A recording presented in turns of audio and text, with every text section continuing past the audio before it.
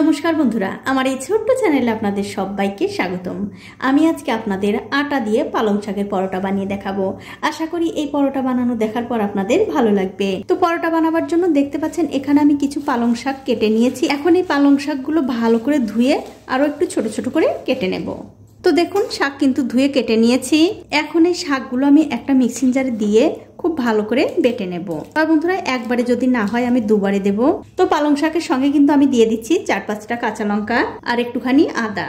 এবারে সবকিছু দিয়ে খুব ভালো করে বেটে নিতে হবে। তো এই দেখুন পালং শাক কিন্তু আমি খুব ভালো করে বেটে নিয়েছি। এবার একটা পাত্রে নিয়ে নিচ্ছি 1.5 বাটি আটা, সাথে দিয়ে দিলাম স্বাদ মতো নুন, 1/2 চামচ দিয়ে দিলাম ঘি, আর দিয়ে দেব 2-3 চামচ মতো সাদা তেল। এবারে সবকিছু মিশিয়ে এই আটাটা খুব ভালো করে মাখিয়ে নিতে হবে। দেখুন সবকিছু দিয়ে কিন্তু আমি আটা খুব ভালো করে মাখিয়ে নিয়েছি। এখন এর মধ্যে দিয়ে দিচ্ছি সামান্য একটু গোটা জিরা, আর দিয়ে দেবো সেই পালং শাকের পেস্ট।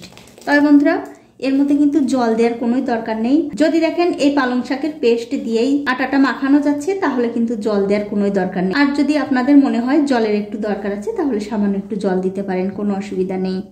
তবে আমার মনে হচ্ছে এই পালং শাকের পেস্ট দিয়েই মাখানো হয়ে যাবে, তার জন্য আমি এটা দিয়েই মাখিয়ে নিচ্ছি। দেখুন অল্প অল্প করে পালং শাকের পেস্ট দিয়ে এই আটা কিন্তু আমি খুব ভালো করে মাখিয়ে নিয়েছি। এখন আমি এর উপরে একটুখানি সাদা তেল দিয়ে এভাবে রেস্টে রেখে দেবো। এভাবে উপরে যদি তেল লাগিয়ে রেস্টে রাখা যায়, তাহলে কি হয়, এই আটার উপরে শুকিয়ে যাবে না। এতে করে আপনাদের পরোটাটা খুব ভালো হবে। দেখুন তেলটা কিন্তু আমি খুব ভালো করে লাগিয়ে দিলাম। এবার একটা ঢাকা দিয়ে 10 মিনিটের জন্য রেখে দেব। তো 10 মিনিট পর আমি উপর থেকে ঢাকাটা তুলে নিলাম। তুলে নিয়ে এই আটাটা আবার একটু ভালো করে মাখিয়ে নেব। দেখুন আটাটা কিন্তু আমি আবারও খুব ভালো করে মাখিয়ে নিয়েছি। এখন আমি এখান থেকে ছোট ছোট করে লেচি কেটে নেব।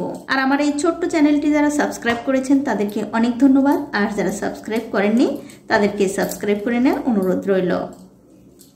তো দেখুন সবগুলো লেচি কাটা আমার হয়ে গেছে। এখন আমি এখান থেকে একটা লেচি নিয়ে খুব ভালো করে গোল করে নেব। দেখুন লেচিটা কিন্তু আমি খুব ভালো করে গোল করে নিয়েছি। এবারে লেচির ওপরে একটুখানি আটা ছিটিয়ে এই লেচিটা দিয়ে খুব সুন্দর করে একটা পরোটা বেলে নিতে হবে। দেখুন খুব ভালো করে একটা পাতলা পরোটা কিন্তু আমি বেলে নিয়েছি।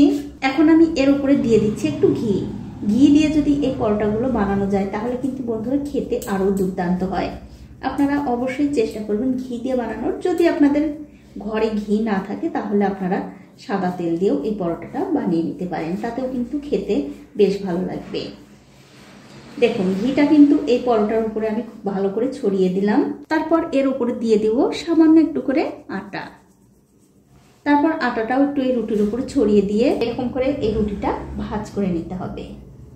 দেখুন ঠিক এইভাবে। তারপর আবারও এর উপরে একটু ঘি লাগিয়ে নিতে হবে, আর দিতে হবে একটু আটা। এরকম করে কিন্তু যতগুলো ভাঁজ দেবেন, ঠিক একই রকম করে ঘি আর আটা লাগিয়ে নিতে হবে।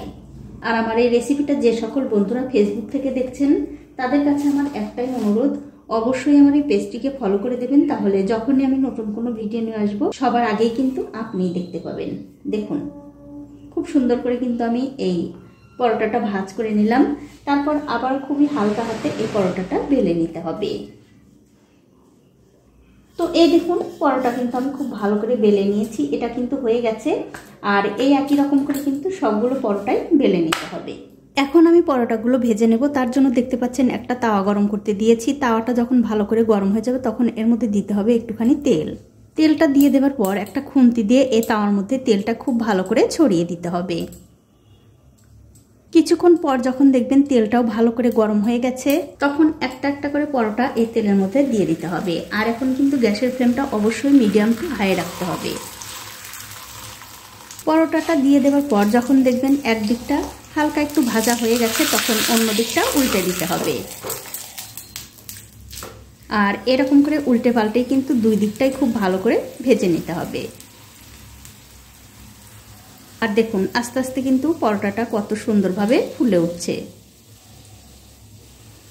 আমি একটা খুন্তি দিয়ে দুই দিকটাই খুব ভালো করে ভেজে নিচ্ছি।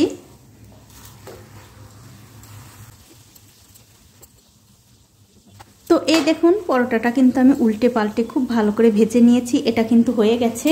এটা আমি তুলে অন্য একটা প্লেটে রেখে দিচ্ছি। আর এই একই রকম করে কিন্তু সবগুলো পরোটাই ভেজে নিতে হবে। তো এই দেখুন বন্ধুরা, এক এক করে কিন্তু আমি সবগুলো পরোটাই ভেজে নিয়েছি। এখন আপনাদের দেখিয়ে দিচ্ছি পরোটাগুলো কত সুন্দর নরম তুলতুলে হয়েছে। দেখুন, বাড়ির বাচ্চা থেকে বড় সবাই কিন্তু ভীষণ পছন্দ করবে।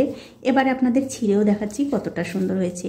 এটা কিন্তু বন্ধুরা মুখে দেওয়ার সঙ্গে সঙ্গে মিলিয়ে যাবে। দেখুন আর কতগুলো লেয়ার হয়েছে। এইভাবে পরোটা বানিয়ে কিন্তু আপনারা সকালে হোক কিংবা রাতের ডিনারে সব সময় কিন্তু খেতে পারবেন। খেতে কিন্তু ভীষণ ভালো হয়। তো বন্ধুরা, আমার আজকের এই পরোটা রেসিপিটা আপনাদের কেমন লেগেছে? যদি ভালো লেগেই থাকে অবশ্যই একটা লাইক, কমেন্ট আর শেয়ার করতে ভুলবেন না।